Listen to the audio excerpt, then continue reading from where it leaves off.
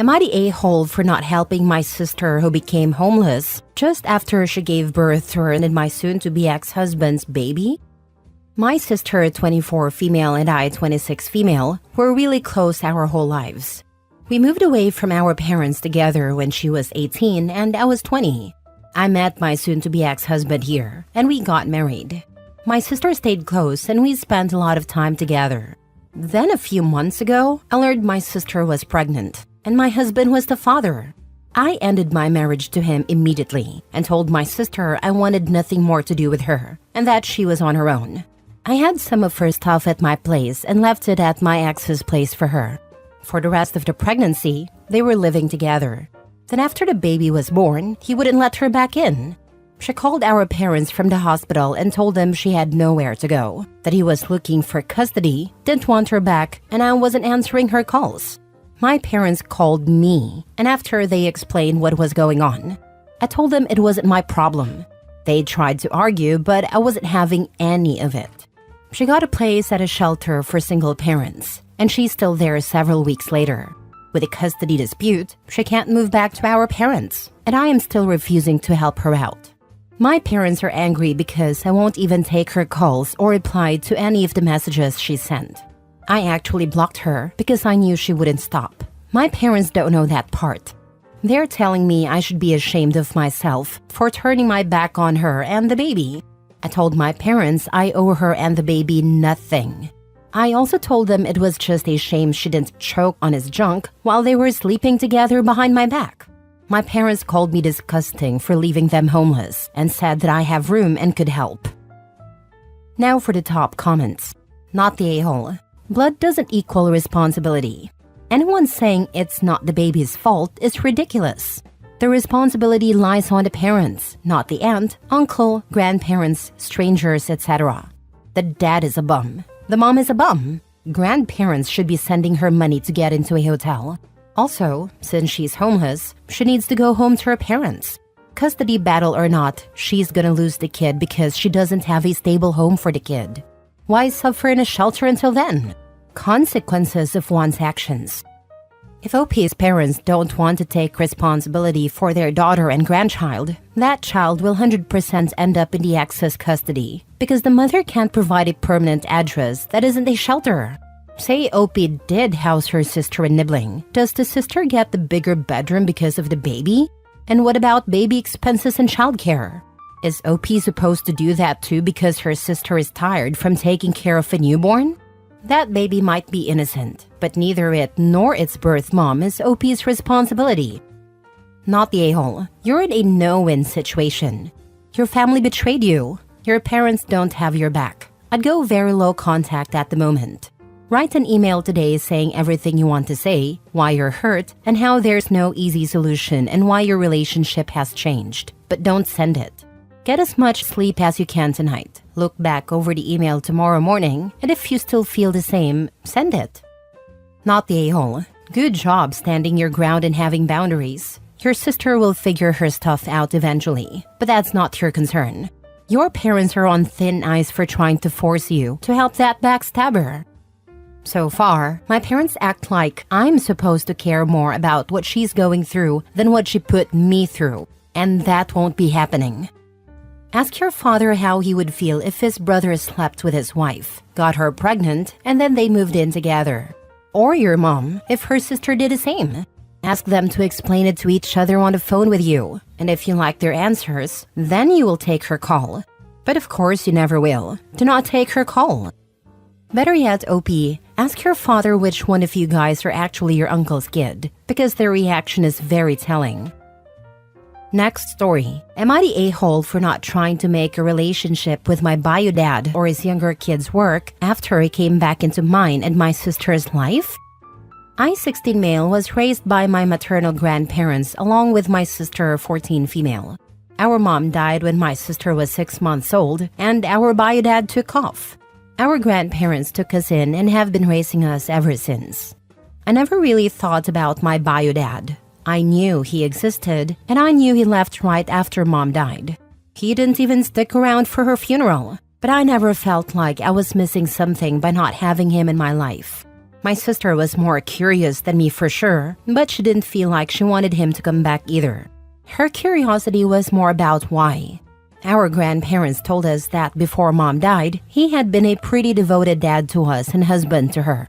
A little over a year ago, he made contact for the first time in 13 years and asked my grandparents if he could come and see us. They asked us and we didn't want to. Stuff got said. I'm not sure on all the details, only that my grandparents suggested he wait until we were over 18. He ended up suing for custody of us. We had to talk to a guardian ad litem and a judge, and I told both I didn't want to talk to my bio dad. The judge decided to put us into therapy with our bio dad, even after what we said. It's once a week. Every weekend we go in person. We've been going since it started. We also have to do 2 meetups a month with him and his family. He's got a wife and 3 more kids, all 8 and under. These meetups have been going on for about 8 months now. I only go to the meetups and therapy because I have to. The judge insists on it happening. I told the therapist that's the only reason I'm going. It comes up sometimes because he tries to give us homework to help us form a relationship, and I don't do it. To be honest, I just sit there and only talk sometimes. I've listened to my bio dad explain why he left and stayed away for so long. I believe him, I guess, but it doesn't change what I want. He's also talked about how much his kids love spending time with us and how they all hope we can spend more time together in the future. In the last 2 months, there's been tension in therapy and during the meetups. It started when my sister corrected a therapist after he referred to Dad's other kids as our younger siblings. She told him, "I'm his sibling, not those other kids." Our bio dad looked upset and said in another session that he hoped it would change because his younger kids already talk about their older brother and sister. Then he got into a fight with his wife during a meetup.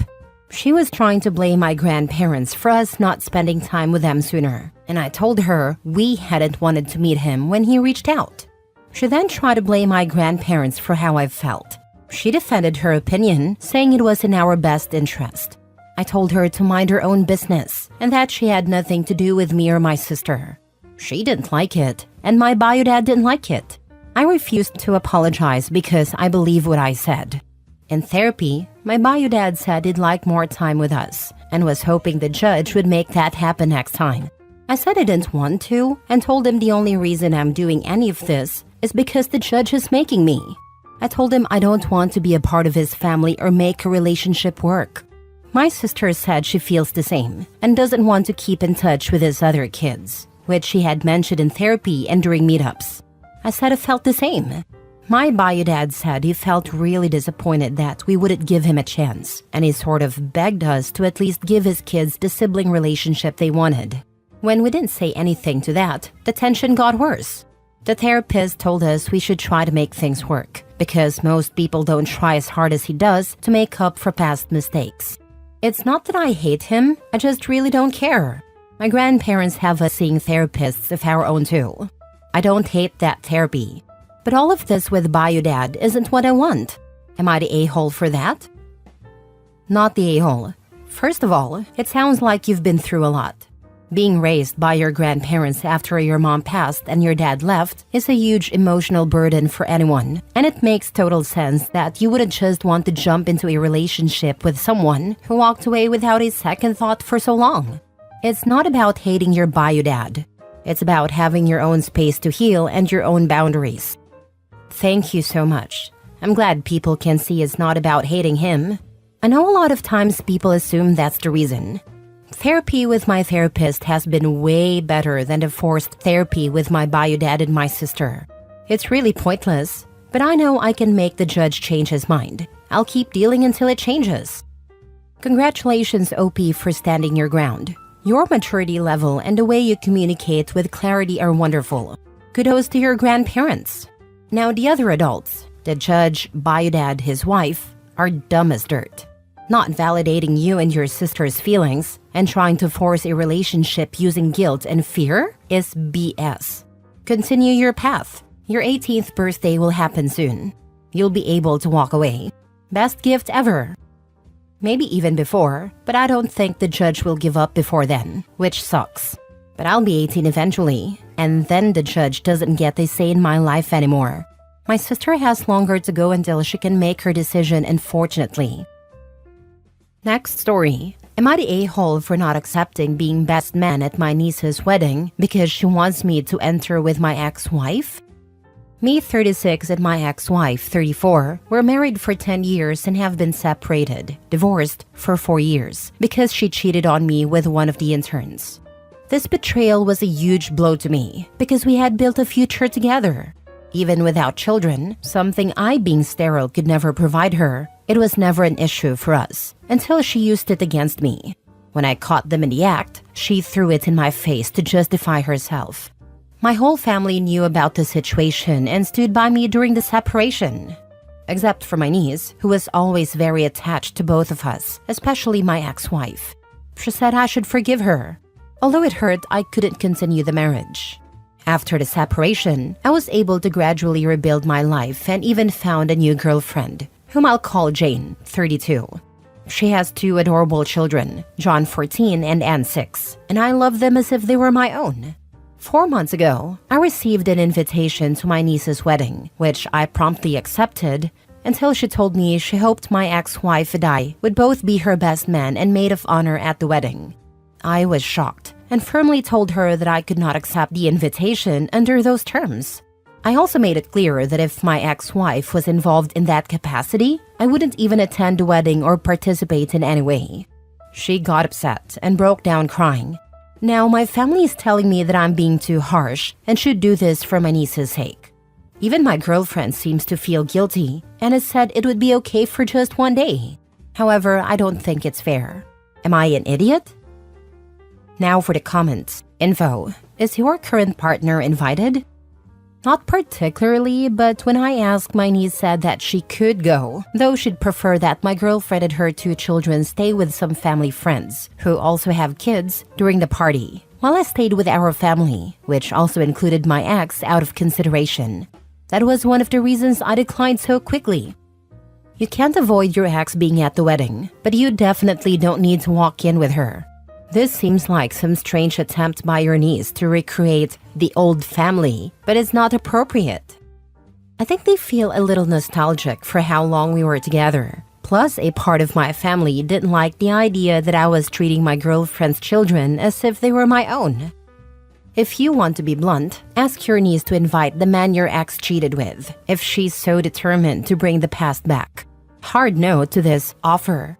It might be her big day, but it doesn't mean she gets to dictate your life for that day. Not the a-hole. I almost said that at a time, but I'm glad I controlled myself. Thinking, well, I think I can thank my girlfriend for advising me to go to therapy. I'll try to talk to my niece again, though maybe not before I drink some alcohol, to give me courage and try to find some solution between us. I hope she gives up on this crazy idea, or else I don't think I know how I'm going to face her big day without my smile falling. Last story. Am I the a-hole for not making my kids attend their half and step siblings' birthdays? I, 42 female, have 2 children, 16 female and 14 male, with my ex, 44 male. Our marriage ended because he cheated on me, at least 12 times, while I was pregnant with our son.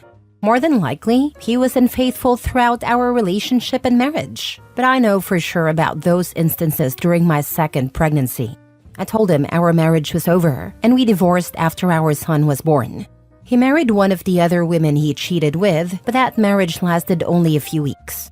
Then my ex met Janelle. I'm not exactly sure how old she is, so I won't speculate. My ex and Janelle got married very quickly, less than a year after his second divorce. She had her own children, and together they had more kids. Ever since they met, their relationship has been on and off, with multiple breakups, reconciliations, and even children conceived outside of their marriage. They've moved frequently because of these breakups. The kids hated being at their dad's house for this reason, and never had a good relationship with anyone in this household, including him. For a long time, we had 50-50 custody of our kids, but he didn't always take his allotted time. Sometimes he was homeless, other times he was preoccupied with Janelle or another woman. There were also instances where he didn't give a reason and simply didn't pick them up. To the best of my knowledge, he now has 7 kids and 4 stepchildren. However, I can't confirm the exact number since I don't fully keep track of his household. 2 years ago, my kids told me they no longer wanted to go to their dad's house. I asked the judge to modify the custody order to reflect their wishes. There was a 6-month transitional period of court-ordered therapy with my kids and my ex to attempt reconciliation, but he didn't always show up. This was enough for the judge to decide that the kids could choose whether or not to visit him. Since then, they've chosen not to visit their dad, and I fully support their decision. They have no relationship with him or the other children. This arrangement wasn't an issue until recently when my ex called to say he wanted them to attend his 10-year-old's birthday party. He said they needed to start showing up for their siblings' birthdays because the other kids had been asking about them and wondered why they never came around. I didn't make any promises that the kids would attend because I never intended to force them. They didn't want to go, saying they didn't want to see the other kids or participate in their birthdays. That birthday party was a few weeks ago, and since then, my ex has repeatedly called me, accusing me of being disgusting for not making the kids show love to their half and step siblings. He told me this is a relationship that needs work. I told him I wouldn't force it and to stop contacting me about it. He sent me a video of the birthday child crying, claiming they were upset about my kids not coming. I have no way of knowing if this was true. He followed up with another video of some of the kids saying they missed my children and asking them to come home soon. Later, I received a text from an unknown number, which I assume was Janelle, calling me a petty and heartless witch and demanding that I make the kids attend events of their siblings. I've documented everything but have not responded further, although more texts have come in. Am I the a-hole for not making my kids go? Not the a-hole. Your kids are old enough to make up their own mind, and they did. I wouldn't force them to go either. Heck, even a judge determined these children could overrule their man-child father. If I were Opie, I would threaten to sue for harassment if they don't stop and then follow through. Not the a-hole Opie. Not the a-hole. Time to switch to one of those parenting apps where all contact goes through the app and everything else is blocked. I believe you can upload texts and such too. If I were you, I'd go no contact with both parents. Any monetary needs or expenses can go through the court. Continuing conversations with them will only lead to more abuse and manipulation. I've researched those parenting apps, and asking the judge to require us to use one could help. I still need to communicate with him, since even without visitation, he needs to be informed about certain things related to our kids. I'll get started on that. Yes. Also, address any attempt to contact your children directly preemptively. All contact through the app. You don't want them trying to guilt or pressure your kids somehow.